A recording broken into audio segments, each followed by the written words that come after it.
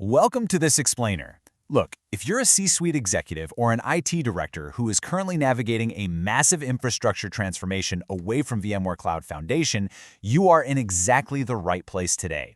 We're going to dive into a crucial yet surprisingly often overlooked side of this entire transition, and that's the people.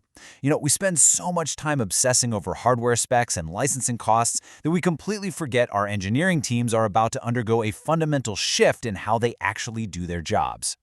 To make sure your cutover doesn't turn into a total nightmare, here is our playbook for today. We'll look at the hidden costs of migration, taking a skills inventory, defining your target stack, building custom role-based plans, training during the actual cutover, and finally, a solid 30-day action plan. So let's just cut right to the chase and start with a pretty stark question. Are your people actually ready for the bare metal reality? Listen, the operational stakes of this impending migration are absolutely massive. If your team isn't prepared for the sheer mechanical reality of what comes after VCF, your downtime risk is going to skyrocket. It's really that simple. Section 1. The hidden cost of migration and visualizing the gap. We like to call this the abstraction gap. Think about it like this. VCF's compute handles a lot of the heavy lifting for you. It's kind of like driving an automatic car. But then, you look at the bare metal reality. Suddenly, your sysadmins, who are completely used to VCF doing that heavy lifting, have to essentially build the engine from scratch. They have to relearn BIOS configurations, mess with RAID controllers, and handle server life cycles directly via iDRAC or ILO. That specific knowledge gap, that's exactly where migrations fail. All right, Section 2. Inventorying your team's skills, the foundation. This step right here, it's the absolute bedrock of every single training decision you're going to make. First things first, you've got to assess the current state. Survey your staff on their proficiency with VCF, vSphere, NSXT, vSAN, SDDC Manager. Then, you map that directly to your target state to pinpoint the specific vulnerabilities in your future bare metal environment. And finally, you have to categorize all of this by role, because let's be real, your sysadmins are going to have entirely different training requirements than your network engineers or your storage admins. Moving on to Section 3. Define your target stack before training, the vendor warning. I cannot stress this warning enough. Procuring training before confirming your stack is a massive budget risk. It is so incredibly tempting to just buy some generic courses right now to feel like you're making progress. But defining your custom training requirements before your vendor selection is finalized is quite literally the only way to ensure operational continuity. Otherwise, you're just burning money training your teams on concepts that don't even apply to the boxes actually sitting in your server racks. You have got to follow this specific order of operations to ensure your training budget perfectly matches the distinct prerequisite skills demanded by your chosen vendors.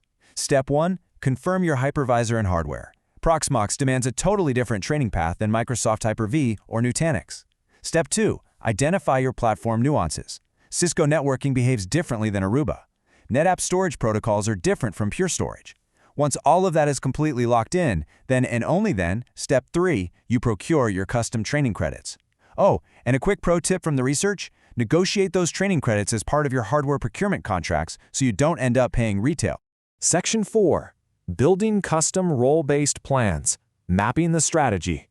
This is where we get incredibly specific, because that sheer specificity is what guarantees continuity. Your systems admins now have a critical priority to learn OS provisioning and firmware management. Your network engineers who, remember, are losing NSXT absolutely must master physical switching, routing, VLAN design, and protocols like BGP and OSPF. Your storage admins, they need to lock down SAN and NAS administration. By defining these custom requirements early in the migration planning process, you guarantee that everyone develops the exact skills needed to keep your unique environment running smoothly. But look, just assigning these domains is not going to cut it. You have to establish a RACI model. Define crystal clearly who assigns the training, who delivers it, and crucially, who tracks the completion. Ambiguity here will absolutely kill your momentum, because a training plan without hard milestones is really just a wish list. You've got to enforce governance entire project phase gates directly to training sign-offs. Literally, no migration phase should even begin until the prerequisite training is officially signed off by a responsible manager. Okay, Section 5. Training during the cutover. Tactics under fire. Now this is fascinating. Training doesn't just stop. It actually shifts into this continuous integration model right in the middle of all the cutover chaos. Leaders, this is your mid-migration checklist to maintain the resilience of your human layer. First, you need an active War Room Knowledge Hub that's updated daily. Second, you must enforce competency sign-off sheets right on the floor for critical tasks. Third, and this is absolutely crucial from a leadership perspective, you have to actively reframe mistakes. Errors made in a supervised migration context are learning events. They are not performance failures. If you don't reinforce that, your staff will hide their mistakes out of fear. And finally, make sure you're communicating daily wins to keep morale high. Because let's face it, incidents are going to happen. Here's how you turn those incidents into absolute gold.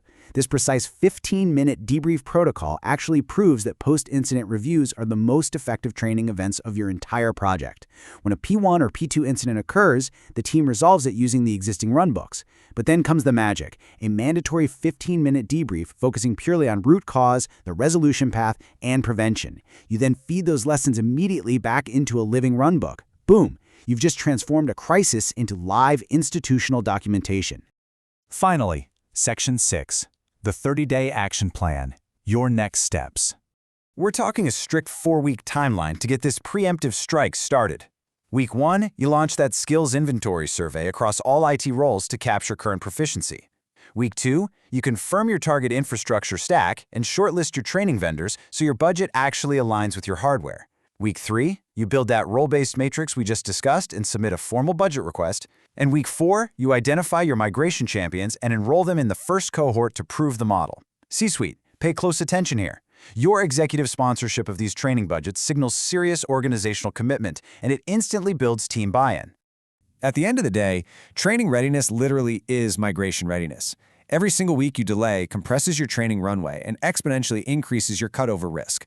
So the question you really have to ask yourself right now is this: are you starting your training today, or are you just sitting around waiting for a catastrophic failure tomorrow? Get ahead of the abstraction gap, define your stack early, and empower your people. Thanks for tuning into this explainer.